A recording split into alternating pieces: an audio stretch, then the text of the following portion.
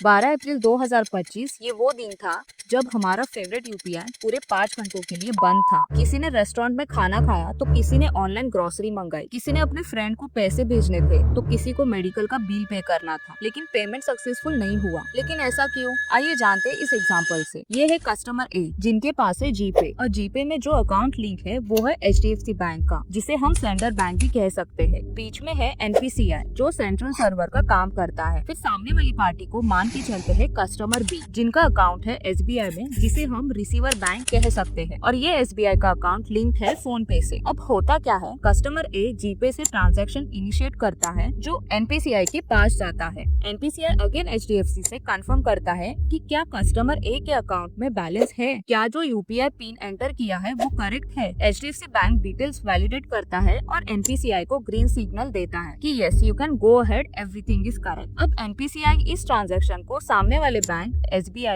को क्रेडिट करने से पहले ये कंफर्म करता है कि क्या कस्टमर बी का अकाउंट एक्टिव है, क्या ये ट्रांजैक्शन क्रेडिट हो सकता है। कस्टमर बी की बैंक एसबीआई ये कंफर्म करती है कि yes everything is correct, you can credit the amount, और एनपीसीआई कस्टमर बी का अकाउंट क्रेडिट कर देता है। और फिर एसबीआई बैंक ये कंफर्म करता है कि अमाउंट इज सक्सेसफुली क्रेडिटेड। और फाइनली एनपीसीआई कस्टमर ए की एचडीएफसी बैंक को भी कंफर्म करता है ट्रांजैक्शन सक्सेसफुल हो गया, और सभी को ये ट्रांजैक्शन सक्सेसफुल का नोटिफिकेशन भी आ जाता है। लेकिन उस दिन हुआ क्या? एचडीएफसी बैंक जैसे बहुत सारे सेंडर बैंक्स ने उनके अपने कस्टमर्स के बहुत सारे ट्रांजैक्शंस का स्टेटस एनपीसीआई से पूछा कि हमारे कस्टमर के 100 ट्रांजैक्शन सक्सेसफुल हुए हैं कि नहीं, प्लीज कंफर्म। एनपीसीआई ने ये सारे रिक्वेस्ट रिसीवर बैंक से पूछा, लेकिन उस दिन रिसीवर बैंक का सर्वर स्लो होने की वजह से रिसीवर बैंक एनपीसीआई को कंफर्म ही नहीं कर पा रहा था कि ट्रांजैक्शन सक्सेसफुल हुआ है या नहीं। और ये साइकिल ऐसे ही चलता रहा। सेंडर बैंक्स कंटिन्यूअसली एनपीसीआई को पूछते रहे कि ट्रांजैक्शन सक्सेसफुल हुए, और एनपीसीआई कंटिन्यूअसली रिसीवर बैंक को पूछता रहा कि प्लीज कंफर्म। लेकिन रिसीवर बैंक से कोई रेस्पॉन्ड नहीं आया, और 12 अप्रैल लगभग 11 बजे के आसपास एनपीसीआई के सर्वर पर इतना ज्यादा लोड आया कि उसने काम करना ही बंद कर दिया पूरे 5 घंटों के लिए।